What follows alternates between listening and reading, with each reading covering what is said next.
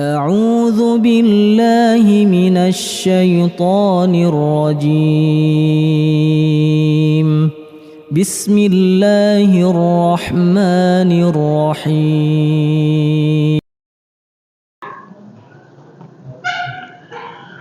Bismillahirrahmanirrahim.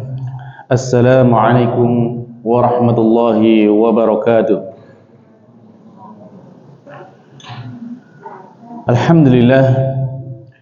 Alhamdulillahi wassalatu wassalamu ala rasulillah wa ala alihi wa ashabihi wa man walah, wala hawla wala quwata illa billah. Alhamdulillah, ma'asyiral muslimin, jamaah Masjid Babus Salam yang dimuliakan Allah Subhanahu wa taala.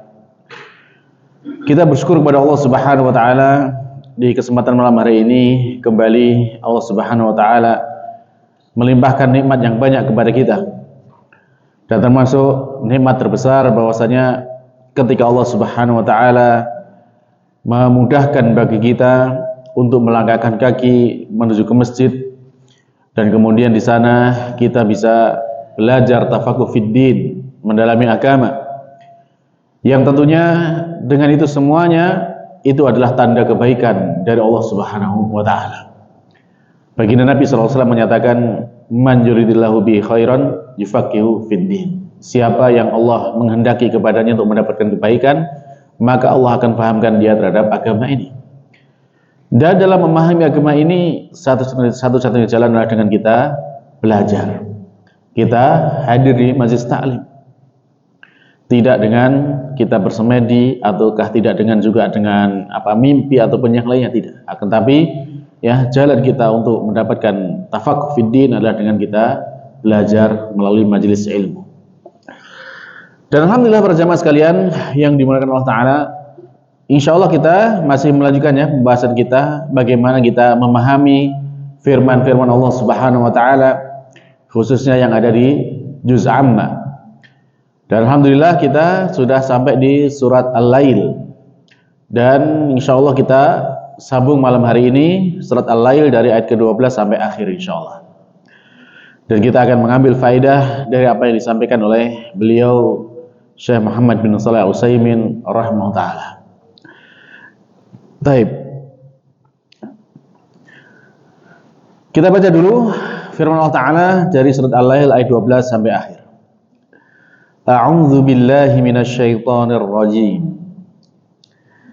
Inna 'alaina lal huda wa inna lana lal akhirata wal ula fa anzartukum naran talazza la yaslaha illal ashqa alladzi kadzdzaba wa tawalla wa sayujannabuhal atqa alladzi yu'ti malahu yatazakka wa ma li ahadin 'indahu min ni'matin tujza illa ibtigha'a wajhi rabbihil a'la wa la sawfa yarda. Baik, barakallahu lana fima sami'na min ayat karim. Semoga Allah Ta'ala memberikan keberkahan kepada kita semuanya dari apa yang kita dengar dari firman Allah Subhanahu wa taala. Baiklah para jamaah, Allah berfirman di sana, inna 'alaina lal huda. Sesungguhnya sudah menjadi kewajiban kami untuk memberikan hidayah. Maka ini kemarin sudah kita jelaskan secara singkat bahwasanya di dalam ayat ini ada sebuah iltizam dari Allah Subhanahu wa taala, yang mana ketika Allah Subhanahu wa taala menciptakan makhluknya di muka bumi ini, maka sudah menjadi keharusan bagi Allah Ta'ala untuk memberikan penjelasan kepada makhluk tersebut, memberikan apa yang bisa menjadi petunjuk di dalam kehidupan makhluk itu selama di dunia. Dan ini tentu bahwasanya ini adalah bentuk kasih sayangnya Allah Subhanahu wa taala. Para jamaah, kalau kita lihat di dalam kehidupan kita saja, misalkan kayak kita beli kendaraan atau beli perangkat elektronik ataupun yang lainnya, itu produsen atau pabrik ya senantiasa menyantumkan di sana adalah petunjuk penggunaan supaya supaya nggak salah gitu kan. Ya misalkan mobil dengan mesin diesel, maka di sana petunjuknya harus dengan bahan bakar solar. Nah kalau misalkan dilanggar diganti dengan bensin, kira-kira gimana? Ya mogok kan gitu kan. Nah inilah bahwasanya dalam kehidupan itu kita butuh yang namanya petunjuk. Nah apalagi kehidupan kita, kehidupan untuk mengarungi hidup kita dari lahir sampai kita meninggal, kita juga butuh petunjuk. Petunjuk yang bisa ya mengarahkan kita kepada apa yang semestinya kita lakukan. Kalau salah kita dalam langkah, ya tentu akan berakibat adanya kerusakan. Nah inilah petunjuk inilah yang kemudian Allah berikan kepada kita selaku manusia.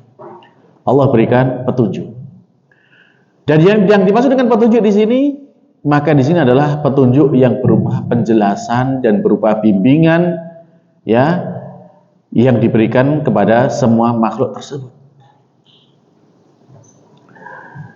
Karena Allah Subhanahu wa taala sudah beriltizam terhadap dirinya untuk menjelaskan hal itu supaya apa? Supaya hajatnya makhluk, hajatnya manusia itu bisa terpenuhi. Dan demikian juga supaya bahwasanya nanti ketika manusia itu diminta pertanggungjawaban di akhirat, ya mereka tidak mendebat Allah Subhanahu wa taala.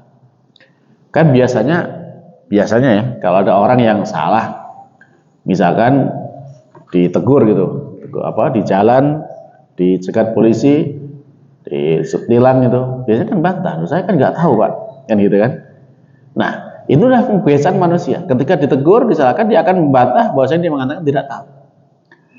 Nah supaya ini tidak terjadi nanti di akhirat, maka Allah sudah kasih dulu petunjuknya. Ini rambu-rambunya seperti ini. Jadi nggak ada alasan lagi manusia mengatakan tidak tahu. Jadi ketika Allah sudah menciptakan kita, sudah lengkap dengan petunjuknya. Ya, hal ini sebagaimana yang Allah sampaikan di dalam firman-Nya dalam surat An-Nisa ayat 163. Allah berfirman di sana, Inna auhayna ilaika kama auhayna ila Nuhin wan nabiyyina min ba'di. Sesungguhnya kami telah memberikan wahyu kepadamu wahai Muhammad sebagaimana telah kami berikan wahyu kepada Nabi Nuh dan juga nabi-nabi setelahnya. Sampai dalam firman Allah Subhanahu wa taala ayat 165 surat An-Nisa, Allah menyatakan di sana, rusulan mubasysyirina wa mundzirina li'alla yakuna linnasi 'alallahi hujjatin ba'dar rusul. Jadi para rasul yang tugas mereka itu adalah memberikan kabar gembira dan juga memberikan peringatan, ya, supaya apa? Supaya manusia itu tidak punya hujah lagi kepada atas Allah Subhanahu wa taala. Tidak ada alasan lagi bagi manusia untuk membantah Allah Subhanahu wa taala setelah Allah mengutus para rasul. Jadi kan ada saja orang mungkin mengatakan, saya kan nggak tahu, nggak ada yang beritahu saya. Kenapa saya disalahkan? Kan gitu kan? Nah, ketika sudah ada para rasul yang sudah menjelaskan kepada mereka apa yang seharusnya mereka kerjakan, sudah dijelaskan kepada mereka ini ya nggak boleh dikerjakan, ini larangan-larangannya. Lah kok masih melanggar? Maka sudah nggak ada alasan lagi untuk membantah. Ya, jadi itulah yang disampaikan oleh Allah Subhanahu Wa Taala bahwasanya ya memang sifat manusia sukanya membantah gitu kan. Ya. Maka dari sini kita bisa mengetahui bahwasanya manusia yang berakal, ya, tentunya mereka akan mengikuti petunjuk yang diberikan kepadanya. Sudah ada rambu-rambu, sudah ada petunjuk, itulah yang diikuti. Ya karena kalau sudah ada rambu-rambunya malah dilanggar, ya tentu ini justru akan celaka. Bagaimana? Di jalan saja misalkan para jamaah, di jalan yang kita misalkan berkendara gitu, kan ada rambu-rambu kan gitu kan. Ini rambunya satu arah gitu kan. Ini rambunya misalkan harus belok kiri. Kalau kita langgar misalkan ini rambunya harusnya belok kiri tapi kita malah belok kanan, kira-kira apa yang terjadi? tabrakan kan gitu kan. Ya. Nah ini karena apa, terjadi kecelakaan di sana karena rambunya dilanggar. Nah demikian juga kita dalam menjalani hidup ini sudah ada rambu-rambunya. Nah kalau kita orang yang berakal, tentunya kita mengikuti rambu tersebut. Jangan kemudian ya kita langgar rambu-rambu yang Allah berikan. Sehingga di sana Allah menyatakan bahwasanya inna alaina lahuda, ya sungguh atas kami ya kewajiban kami untuk memberikan petunjuk itu kepada manusia. Dan kita ingat bahwasanya petunjuk yang Allah berikan atau hidayah yang Allah berikan itu ada dua macam. Ada yang namanya hidayatul taufik dan ada yang namanya hidayatul irsyad wad dilalah atau wal bayan. Kalau hidayah taufik itu adalah hidayah yang hanya menjadi haknya Allah semata. Jadi ini hak prerogatifnya Allah. Apa ini? Prerogatif ya. Haknya khususnya Allah Subhanahu wa taala, enggak ada yang lain yang bisa memberikan. Adapun hak yang berupa petunjuk ataupun bimbingan ya, maka ini bisa dilakukan oleh selain Allah Subhanahu wa taala. Ya, termasuk dari para rasul Allah utus untuk memberikan hidayah ini. Ya. Demikian juga para ulama, para nabi juga diberikan hidayah itu untuk menjelaskan kepada manusia. Nah, contohnya gini para jamaah. Contohnya misalkan ketika kita menjelaskan misalkan kepada anak-anak kita atau kepada keluarga kita bahwasanya kita ini sebagai umat Islam punya kewajiban sholat wajib 5 waktu dalam sehari. Maka kita nggak boleh meninggalkan itu. Setiap kali adzan ya kita menunaikan sholat wajib 5 waktu.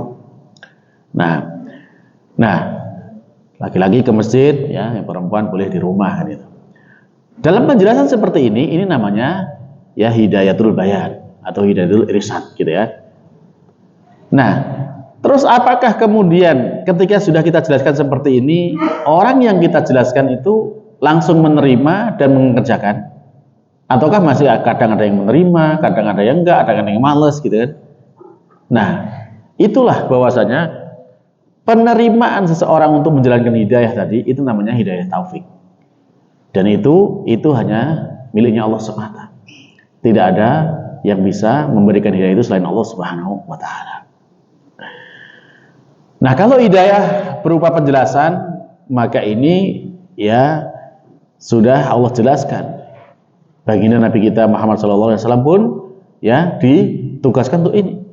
Allah menjelaskan kepada kita wa innaka latahdi ila siratim mustaqim.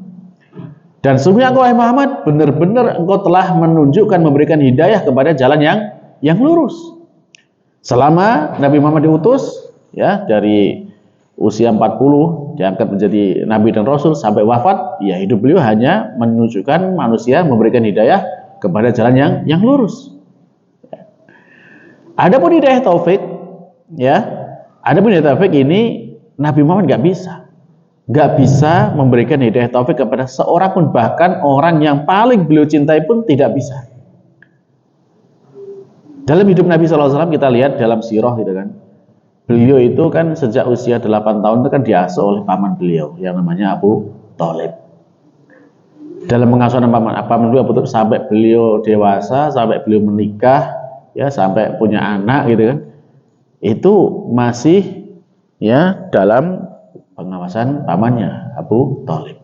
Sampai beliau diangkat menjadi nabi, ya bahkan ketika sampai beliau itu dimusuhi oleh orang-orang kafir Quraisy, diboikot, ya diboikot, diisolasi, diisolir dalam sebuah lembah, pamannya tetap membela, bahkan ya ikut diboikot di sana, dikucilkan dari masyarakat, pamannya tetap membela. Dan selama hidupnya pamannya ini, maka Nabi Muhammad tidak pernah mengalami gangguan fisik dari orang-orang kafir Quraisy. Jadi orang-orang Quraisy tidak ada yang berani mengganggu Nabi Muhammad SAW secara fisik. Maka ini beliau sangat-sangat ya cinta dengan pamannya yang begitu berkorban membela beliau dalam segala keadaan. Akan tetapi bagaimana akhir hayat pamannya?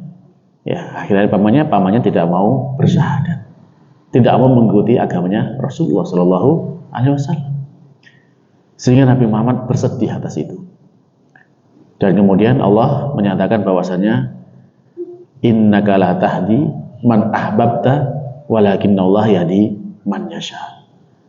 Sungguh wahai Muhammad, engkau tidak bisa memberikan hidayah kepada orang yang engkau cintai. Akan tetapi Allah lah yang memberikan hidayah kepada siapa yang Dia kehendaki. Jadi tadi Nabi Muhammad sudah menjelaskan ketika sakaratul maut pamannya dipanggil, ya am qul la ilaha illallah, wahai paman ucapkan la ilaha illallah, sebuah kalimat yang akan menjadikan hujah nanti di hadapan Allah Subhanahu wa taala untuk menolong pamannya, memberikan syafaat kepada pamannya. Akan tapi kemudian di sana juga ada paman yang lain seperti Abu Lahab dan yang lainnya, dan mengatakan bahwasanya ya, apakah kamu akan meninggalkan agama bapakmu Abdul Muthalib? Maka kemudian ya pamannya Abu Thalib ini menyatakan tetap berada di atas agama bapaknya, yaitu Abdul Muthalib ya. Jadi mengikuti agama kesyirikan, tidak mau mengikuti agamanya Rasulullah Shallallahu Alaihi Wasallam. Itulah bahwasanya Nabi Muhammad tidak bisa memberikan hidayah. Baik. Kalau kita perhatikan ayat ini para jemaah sekalian yang dimuliakan Allah Subhanahu wa taala, inna alaina lal huda. Sesungguhnya sudah menjadi keharusan bagi kami untuk memberikan petunjuk atau hidayah. Maka kita bisa melihat bahwasanya Allah Subhanahu wa taala ketika memberikan hidayah ini berupa petunjuk ini, berupa penjelasan ini, maka Allah sudah menjelaskan kepada kita secara lengkap apa yang kita butuhkan. Allah sudah menjelaskan ya dalam hal akidah apa saja yang harus kita yakini, sudah Allah jelaskan di dalam Al-Quran dan juga melalui hadis Nabi Muhammad SAW. Ya, termasuk rukun iman yang 6, ya, kita beriman kepada Allah, pada malaikat, kepada kitab-kitab, kepada para rasul, kepada hari akhir, dan kepada takdir. Itu semuanya sudah dijelaskan. Lalu kemudian dalam masalah ibadah juga sudah dijelaskan bagaimana kita harus mengerjakan sholat, mengerjakan zakat, puasa, ya, haji, semuanya sudah dijelaskan. Termasuk juga ibadah-ibadah yang lainnya, ibadah Quran ataupun yang lainnya. Demikian juga dalam hal akhlak, ya, apa saja akhlak terpuji itu seperti apa, ya, apa yang boleh dilakukan, apa yang nggak boleh dilakukan. Dalam hal muamalah, ya, kita berinteraksi dengan orang lain, mana yang boleh, mana yang tidak, mana yang haram, mana yang harus dihindari, itu semua sudah dijelaskan. Terus juga ya perkara-perkara yang bisa membahayakan dalam hidup kita ini semua sudah dijelaskan. Tidak ada satupun perkara yang membahayakan melainkan sudah dijelaskan melalui hidayah bayan, hidayah penjelasan ini. Jadi ini ya lengkap lah. Semua kebutuhan kita sudah Allah jelaskan. Ya, bahkan kemarin sudah kita jelaskan ya, termasuk riwayat yang dinukil di sana misalkan seperti sahabat Abu Dar itu. Ya, sahabat Abu Dar menjelaskan bahwasanya ketika Rasulullah wafat itu segala sudah dijelaskan, bahkan sampai kepakan sayap burung aja sudah ada ilmunya, sudah dijelaskan oleh baginda Nabi Shallallahu Alaihi Wasallam. Termasuk juga sahabat Salman Al Farisi ketika ditanya oleh orang musyrik, apakah Nabimu mengajarkan kepadamu segala sesuatu sampai masalah urusan buang hajat? Iya, sampai masalah buang hajat pun sudah dijelaskan. Bagaimana kita harus ya menjalankan buang hajat itu, ya. Masuk ke kamar mandi dengan kaki kiri, ya, kemudian kita membaca doanya sebelum masuk ke kamar mandi, ya, lalu kemudian ketika buang hajat tidak boleh menghadap atau membelakangi kiblat. Semua ada atur bagaimana kita harus beristinja, ya, itu dengan air ataukah dengan batu, misalkan seperti itu, ataukah juga misalkan dengan doanya ketika sudah selesai keluar dari kamar mandi. Itu semuanya sudah ada aturannya, sudah dijelaskan lengkap.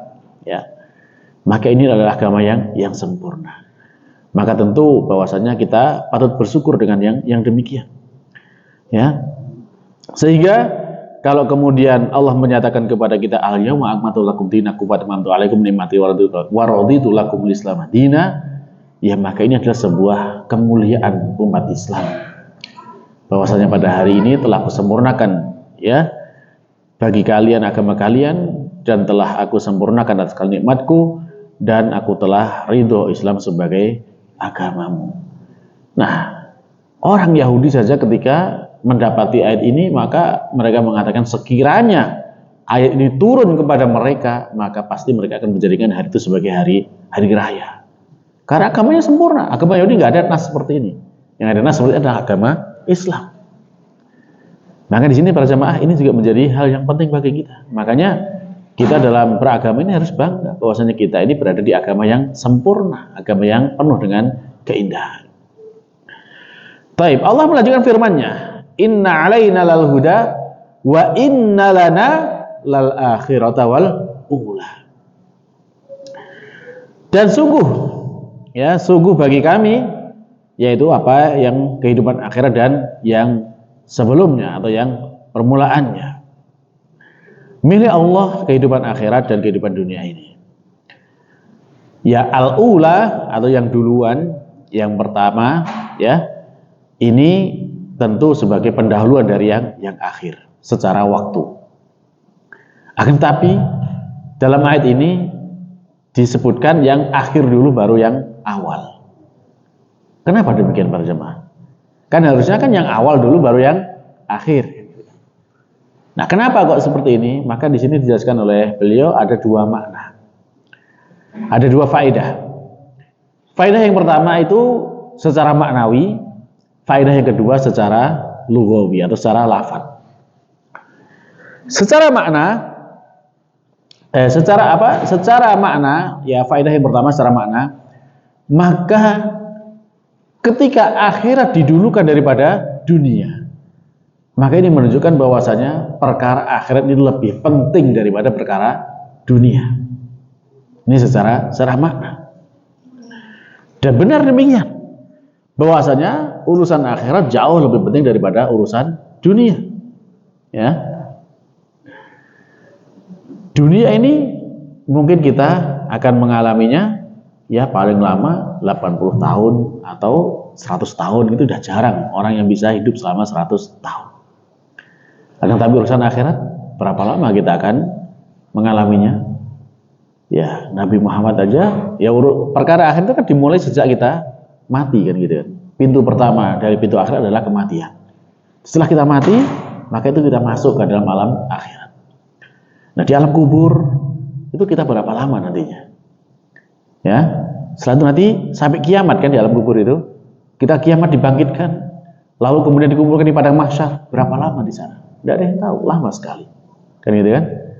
Lalu kemudian di sana nanti kita akan melewati perkara yang besar, dimulai dari ya termasuk di antaranya misalkan setelah dikumpulkan di padang mahsyar nanti akan ada yang namanya hisab. Ada yang namanya mizan. Ya, ada yang namanya sirat. Itu harus kita lewati. Bahkan ketika misalkan kita berhasil aja, ya mudah-mudahan kita semuanya berhasil melewati sirat dan kita sampai di surga, di sana masih kita menunggu sampai Nabi Muhammad membukakan pintu surga. Jadi perkara akhirat itu lama, dan perkara akhirat itu tidak ada akhirnya selama-lamanya. Maka di sini menunjukkan bahwasanya akhirat lebih penting daripada dunia. Ya. Lalu kemudian kalau dunia ini secara kepemilikan, maka dunia ini bisa dimiliki oleh ya para penguasa, dimiliki oleh para raja, ya, yang mana kemudian mereka ini bisa menguasai dan bisa ya sekehendak mereka untuk mengatur kepemilikan dunia yang mereka miliki, kan gitu kan. Adapun kalau akhirat, maka tidak ada yang memiliki kecuali hanya Allah semata. Akhirat itu murni miliknya Allah Subhanahu wa taala. Tidak ada lagi yang punya kekuasaan atas akhirat. Sehingga kemudian ketika nanti di akhirat Allah memanggil, limanil mulkul yaum lillahil wahidil qahar. Jadi milik siapakah kerajaan pada hari ini? Maka itu hanyalah milik Allah, ya, yang Maha Esa dan Maha Perkasa. Nah, itu menunjukkan bahwasanya perkara akhirat jauh lebih penting daripada perkara dunia. Maka di dalam ayat ini didahulukan penyebutannya ya wa innalana lal akhirata wal ula. Dan sesungguhnya bagi kamilah akhirat itu dan juga dunia ini. Itu secara makna, secara faidah secara makna. Ada faidah secara bahasa atau secara lafadz, ya maka ini adalah sebagai kesesuaian dari ayat sebelumnya, ya. Ayat sebelumnya diakhiri dengan alif, maka ini juga diakhiri dengan alif, ya. Lal huda wal ula taladho, ya. Ashqa tawalla, semuanya berakhir dengan alif. Nah, ini antara kesesuaian dengan kesesuaian lafadz dari ayat tersebut. Para jemaah sekalian yang dimuliakan Allah Subhanahu wa taala. Allah menyatakan inna alaina lal huda wa inna lana lal akhirata wal ula. Terus kalau ada yang bertanya, apa perbedaan ya antara kedua ayat tersebut? Allah itu yang memberi atau yang memiliki petunjuk, yang memberikan petunjuk, Allah juga yang memiliki akhirat dan dunia. Apa bedanya itu? Ya. Maka bedanya adalah bahwasanya ketika Allah Subhanahu wa taala menjelaskan, Allah memberikan petunjuk kepada manusia itu dengan penjelasan dan ya penjelasan kepada semua makhluknya, ya. Adapun kerajaan, maka itu adalah kerajaan akhirat, maka itu hanya milik Allah semata. Ya, sehingga Allah menyatakan wa innalana lal akhirata wal ula. Lalu kemudian jadi kalau petunjuk tadi Allah berikan kepada makhluk di dunia, adapun untuk kerajaan akhirat dan kerajaan dunia itu, maka itu hanya milik Allah semata. Nah, lalu Allah melanjutkan firman-Nya fa'anzartukum narong talazzo. Fa'anzartukum, maka telah aku peringatkan kepada kalian. Allah sudah memperingatkan. Memperingatkan dengan apa? Naron, ada neraka. Jadi peringatan. Supaya apa? Supaya kita takut bahwasanya nanti itu ada neraka.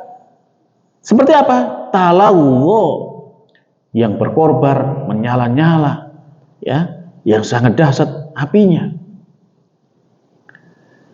Yang tentunya kalau kita lihat di dalam hadis, yang paling ringan saja siksaan neraka itu ketika ada seorang yang telapak kakinya tersentuh ya api, maka sudah mendidih otaknya. Itu paling ringan siksaan neraka. Nah, dengan seperti itu maka Allah menakuti kita. Ingat ada neraka. Jangan sampai kamu masuk ke sana. Jangan sampai kamu terjerumus ke dalam neraka. Dan ini patut kita perhatikan. Karena dalam banyak aktivitas kita para jamaah, terkadang kita itu ya kalau kita meremehkan hal-hal yang kita lakukan, terkadang kita nggak sadar itu menjerumuskan kita ke neraka. Bahkan ketika kita sedang beribadah saja, kalau kita nggak betul-betul perhatian, maka itu bisa menjerumuskan kita ke neraka. Salat misalkan, Allah nyatakan fa'ilul musallin, celaka orang yang salat kok celaka. Alladzina hum salatihim sahun alladzina hum yura'un, yang mana mereka itu lalai dalam salatnya dan mereka itu riya dalam salatnya. Nah, ini sudah beramal masih bisa diancam neraka. Maka tentu ini menjadi hal yang harus kita perhatikan.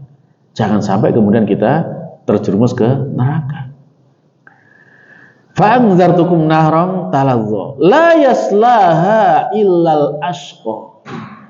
Tidaklah memasuki neraka itu, ya, tidaklah yang dibakar dengan neraka itu kecuali siapa? Illal ashqa, kecuali orang yang paling sengsara. Ashqa ya bentuk paling ya, dari orang yang paling sengsara. Dan sengsara itu ya lawan dari bahagia gitu. Jadi kalau udah masuk neraka, naudzubillah, itu nggak ada yang namanya bahagia sama sekali. Nggak ada bahagia sama sekali kehidupan di neraka. Allah menyatakan fa'ammal ladzina syaqau fa finnar. Adapun orang yang sengsara itu, itulah mereka hidupnya di neraka. Lawannya wa ammal ladzina sa'idu fa fil jannah. Adapun orang yang bahagia maka mereka itu hidupnya di surga. Orang yang paling sengsara di sini para jamaah, ini adalah mereka yang ya ditakdirkan masuk neraka dan tidak akan pernah lagi keluar dari neraka. Ya, termasuk di sini orang-orang yang kafir, orang-orang musyrik ya. Mereka akan kekal selamanya di neraka. Tidak mungkin mereka bisa keluar dari neraka dan masuk ke dalam surga. Seperti apa mereka ini? Alladzi kadzdzaba wa tawalla. Yang mana mereka itu senantiasa kadzdzaba.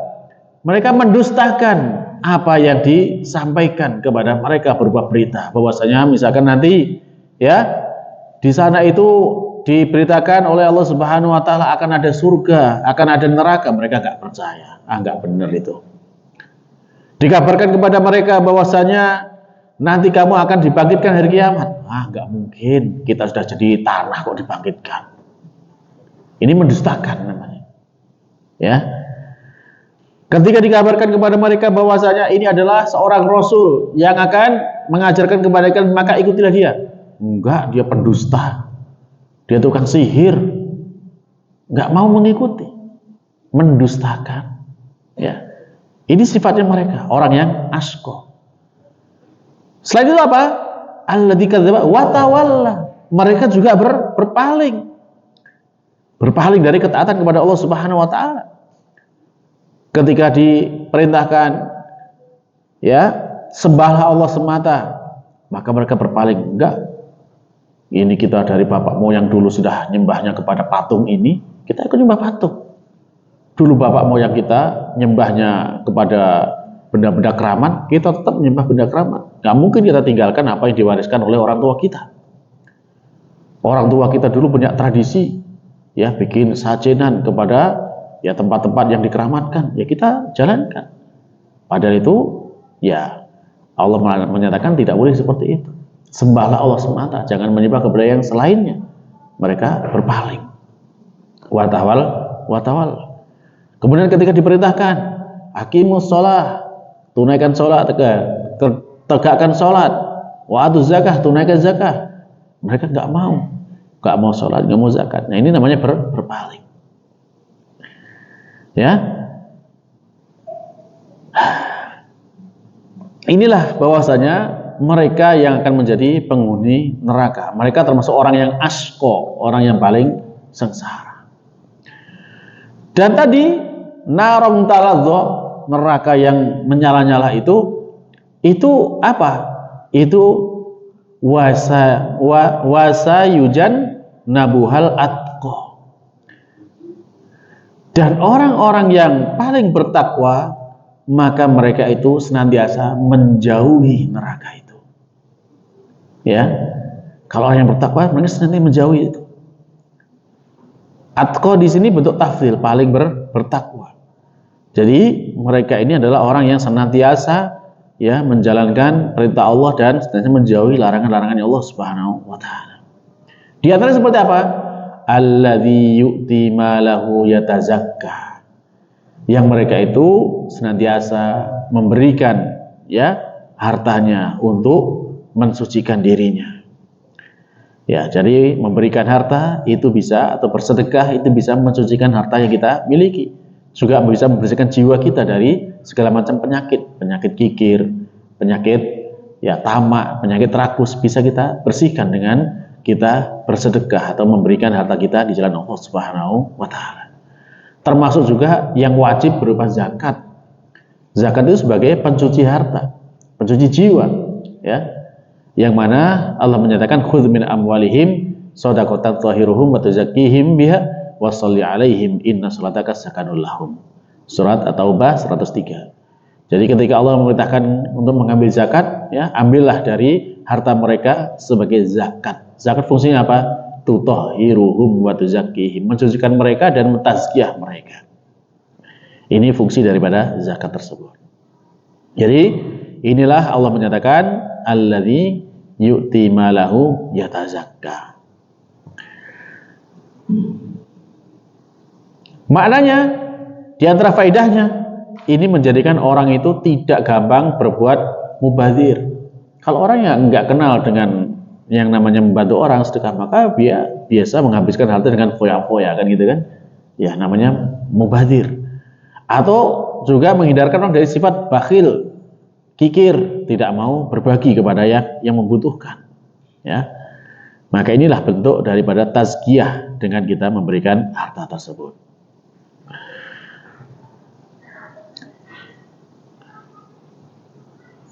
Baik. Jadi ini mensucikan diri kita dari dua perkara ya, dua perkara yang sama-sama menyimpang. Apakah itu antara tabdzir dan bakhil? Kalau tabdzir itu boros, menghambur-hamburkan harta kepada hal yang tidak manfaat. Kalau bakhil itu tidak mau mengeluarkan harta sama sekali, disimpan saja sendiri, bahkan kepada yang wajib saja tidak mau memberikan. Nah, lalu berikutnya, wa ma li ahadin indahu min ni'matin tujza. Yang maknanya bahwasanya ketika kita ingin memberikan harta itu kepada orang lain, itu bukan sekedar sebagai balas budi saja. Ya, yang mana dulu ada orang yang telah berbuat baik kepada dia. Bukan seperti itu. Ya. Itu bukan termasuk yang tadi, bukan termasuk yang memberi dalam bentuk tazkiyah tadi, tidak seperti itu. Ya. Jadi kalau hanya sekedar mukafaah, hanya sekedar membalas budi, yaitu ya memang sudah keharusan ya, tidak termasuk yang tadi. Adapun yang menjadi harta yang diberikan yang bisa memberikan tazkiyah dalam diri kita itu yang seperti apa? Illa btigha'a wajhi rabbihil a'la. Kecuali harta yang diberikan dengan niat apa? Ibtigha wajhi rabbihil a'la.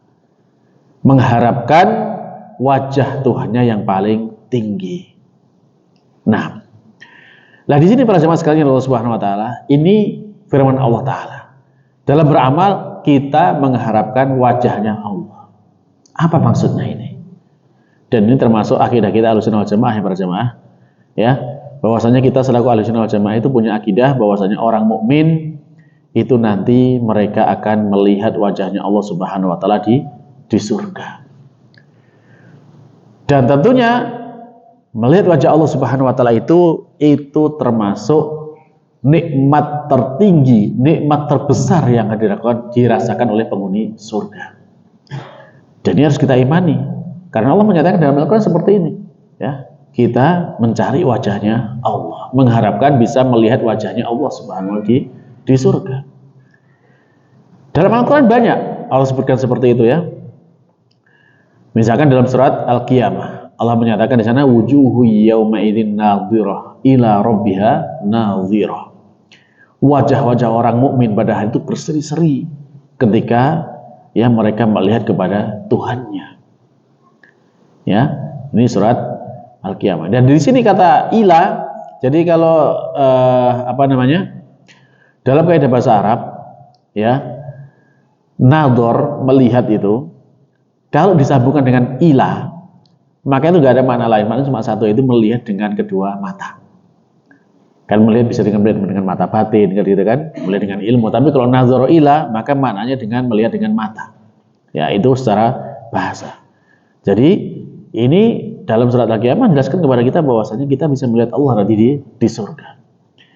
Yang mana dalam surat Yunus pun juga dijelaskan oleh Allah Subhanahu wa taala, lil ladzina ahsanul husna wa ziyadah. Bagi orang-orang yang berbuat baik, maka akan mendapatkan al-husna, yaitu balasan terbaik berupa surga wa ziyadah. Dan tambahan, apa tambahannya itu? Maka dijelaskan oleh Nabi sallallahu alaihi wasallam bahwasanya al-husna al-jannah. Ya, yang terbaik, balasan terbaik itu adalah surga. Wa ziyadah, tambahannya adalah an-nazar ila wajhillah, melihat kepada wajahnya Allah Subhanahu wa taala.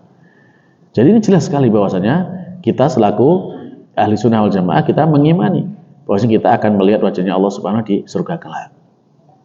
Dalam hadis juga banyak yang menjelaskan ya tentang bagaimana kita akan melihat wajah Allah Subhanahu wa taala. Ya, diantaranya ya bahkan derajatnya itu sampai mutawatir.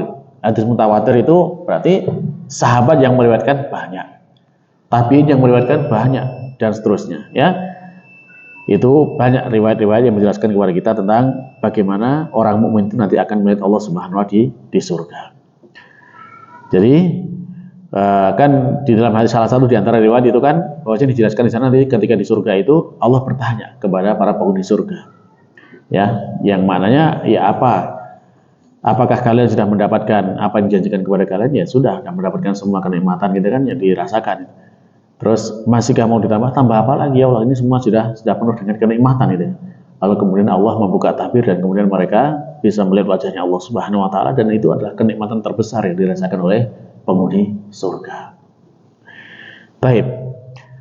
Lalu Allah menutup firman-Nya dengan menutup surat Al-Lail ini dengan wala saufa yarda. Ya. Dan pasti ya benar-benar mereka itu akan ridho ya dengan apa yang Allah berikan ya berupa balasan nanti di surga kelak.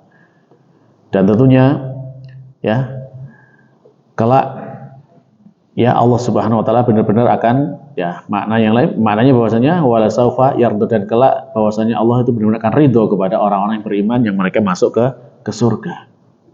Maknanya Allah akan membuat mereka ridho dengan balasan yang sangat besar. Bahkan ya manusia itu mendapatkan balasan di surganya itu mereka merasa banyak yang terheran-heran gitu kan. Ada di antara mereka itu yang terheran-heran ketika misalkan mendapatkan kedudukan yang tinggi di surga kelak. Sehingga mereka bertanya, amal apa yang menjadikan ini wahai Allah kok mereka mendapatkan kedudukannya begitu luar biasa? Ada yang karena ya istighfari waladukum malakum. Jadi dengan istighfar anak-anak kalian, maka kalian akan diangkat derajatnya seperti itu. Atau juga dengan bi'akhdi waladikum al-Quran, dengan anakmu yang mempelajari Al-Quran, maka itu bisa mengangkat derajat kedua orang tadi di surga. Termasuk misalkan ketika ada orang yang dia bersedekah itu kan, satu sedekah dilipat gandakan menjadi 700 kali lipat, sebagaimana dalam surat Al-Baqarah ayat 261. Jadi manusia benar-benar merasa ridho dengan apa yang Allah berikan balasannya, apalagi setelah mereka melihat wajahnya Allah Subhanahu wa taala. Wala saufa yarda. Baik. Jadi demikian para jamaah sekalian yang Allah Subhanahu wa taala, inilah surat Al-Lail yang mana setelah kita mempelajari makna dari surat Al-Lail ini, maka mudah-mudahan Allah Subhanahu wa taala menjadikan ini sebagai ilmu yang manfaat kepada kita, yang mana maknanya bisa kita terapkan dalam akidah kita, keyakinan kita, dan juga dalam amaliah kita. Dan semoga Allah menerima semua amal tersebut dan menjadikan kita sebagai ahli surga dan mendapatkan nikmat bisa melihat wajahnya Allah Ta'ala di surganya kelak. Amin. Kita akhiri. Subhanakallahumma rabbana wa bihamdika asyhadu an la ilaha illa anta astaghfiruka wa atubu ilaik. Wassalamualaikum warahmatullahi wabarakatuh.